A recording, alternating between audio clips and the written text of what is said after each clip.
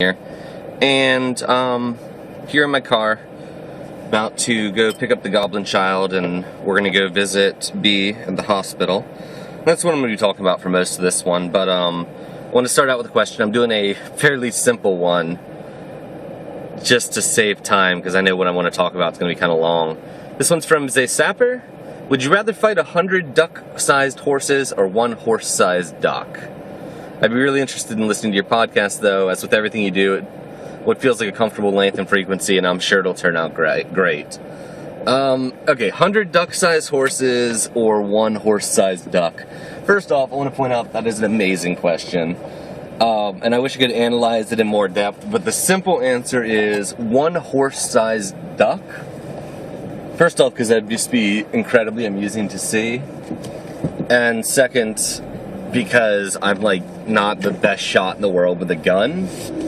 So if I can get a hold of a gun, I would much rather have to take one shot at something the size of a horse than 100 successful shots at something the size of a duck. Yeah, I feel like that'd be a lot easier to deal with. Also, that would be the craziest, longest penis ever, because ducks' penises are incredibly long in proportion to their body, and they're also corkscrewed. If you don't believe me, look it up, but prepare some brain bleach, because they're really, really creepy looking. Yeah, but I wanted to talk about basically what's been going on this last week. Bee's in the hospital. She started getting really bad stomach pain, and I took her to the ER, and essentially it boiled down to she had gallbladder. Her gallbladder was having issues, and she had to have a surgery to get it removed. So that surgery was yesterday. Things are going well. She's recovering well. They think she might have some gallstones in the ducts leading to the gallbladder, so they want to find out exactly where those are, and they're keeping her overnight again for observation. But yeah, so, and what I wanted to talk about was my social anxiety and how I've been dealing with it in this whole situation. And it boils down to, I'm really bad at dealing with groups of people, or people I don't know.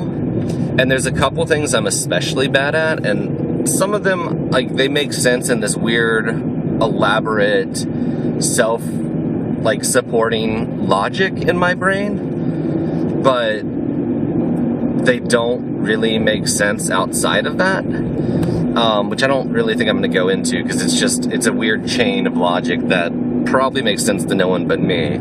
But waiting rooms, just any kind of waiting room, make me incredibly uncomfortable. Be it just at a doctor, or my nose is really itchy, or I went to the bank and I had to sit in a place and wait. I don't know. It's rooms specifically designed for waiting make me incredibly uncomfortable, and start triggering a lot of anxiety in me. And also hospitals in general make me incredibly anxious, and my body is just gross right now, which isn't actually true. I just took a shower, but had a hair in my mouth. So obviously that combination of waiting at a hospital is very stressful for me, and dealing with the influx of people in and out. Yesterday's was the worst, because that was the actual day of B's surgery. It was about 6 hours start to finish, not the surgery, but the waiting, on the outside, pre-op, operation, post-op, recovery, that we spent in the waiting room. And I managed it all right, basically by zoning out the rest of the world. And the vast majority of the time, I had my Kindle and my giant-ass headphones, and I kept my eyes closed, and I just listened to Welcome to Night Vale. That, and a couple board game podcasts. I specifically prepared by having a ton of podcasts available. Since I finished my book for the month, so I couldn't do that. But that is how I dealt with yesterday. By the time B got out of surgery and we got to see her up in her room, within 30 minutes, I just was at a breaking point and I had to leave. So, I made sure she was all right, and I had to go. And I was on the edge of a full-blown panic attack, which I do get panic attacks here and there. I'm on some medication. I'm on a daily anti-anxiety med, which helps. It helps me deal with, small stressors like, having to go to a store to get, things to eat to live.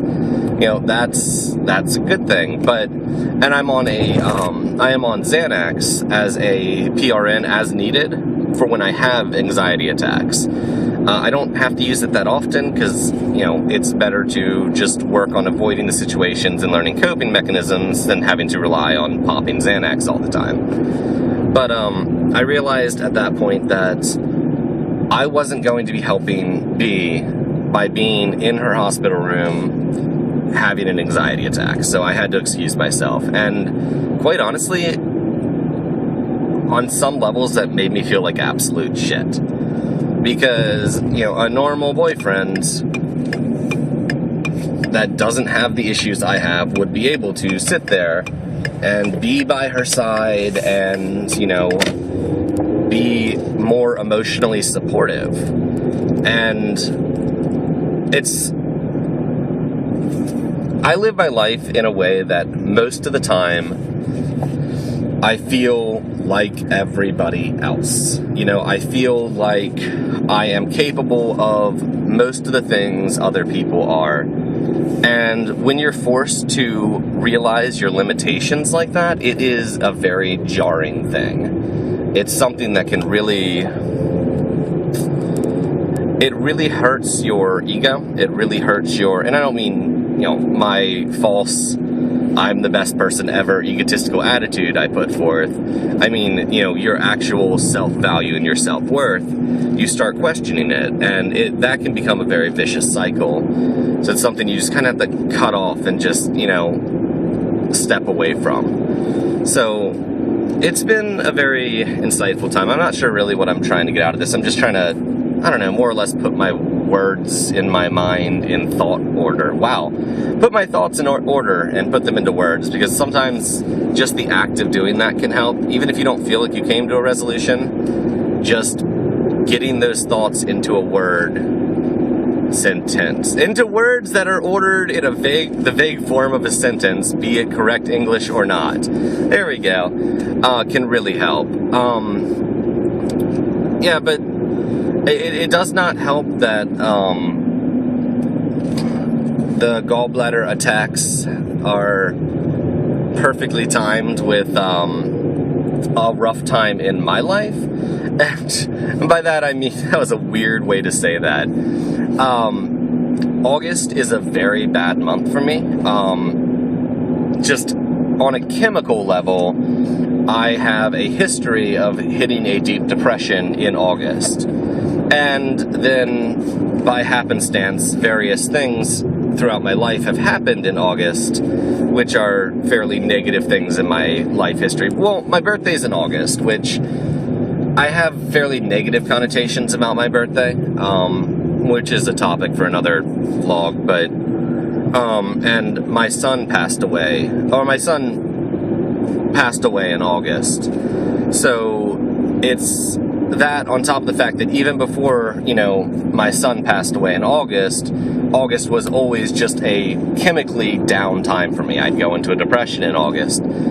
So I've been dealing with this anxiety and trying to be supportive for B during a time where I'm least equipped to deal with extra stressors. And it's been a really eye-opening experience for me. It's, I don't know. She understands. B is fantastic about stuff like that. She seems to really understand, that I am doing everything I can. Man, I'm exhausted though. The insomnia is setting in, and I've been trying to, I haven't been recording much just because of, time, but I've been doing some editing, trying to keep busy. But yeah, I don't even know what I was trying to get across in this one. Just how the anxiety just kind of affects everything. It's like it spider webs out, and the anxiety just kind of leaves this residual effect, at all times. So now, I'm laying in bed and having trouble sleeping because I still have this residual anxiety. Also, I'm not used to sleeping alone, I'm used to being there, and that's really weird. But, all in all, I guess as an update, B is doing well. Hopefully she'll be coming home from the hospital tomorrow. Fingers crossed. Picking up the Goblin Child so we can go visit her. The Goblin Child and I can go visit B for a while. Yeah.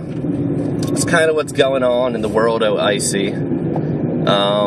I did manage to get a bit of recording done of my 7 Days to Die series with special guest. I'm super excited about that. I've been working on editing that. I'm not exactly sure when that's going to start, but yeah, probably it's going to be very early next month because I'm really excited. I want to record more, put more out. That was really enjoyable. But podcast stuff, I've been still working on some things. I'm leaning towards something along the lines of 30 to 45 minutes bi-weekly. I'm just deciding exactly what style of content I want in it. And then, I got to figure out branding, all that. I did find someone to host it. Huge thanks to the Matabase and Falcon on that one. No, huge thanks to them in general. They host pretty much all my Minecraft servers, all that jazz. So, huge thanks to them on that. And I'll probably do an official sponsored by in the podcast itself. I'm really excited for the podcast. Getting closer on names that aren't quite terrible.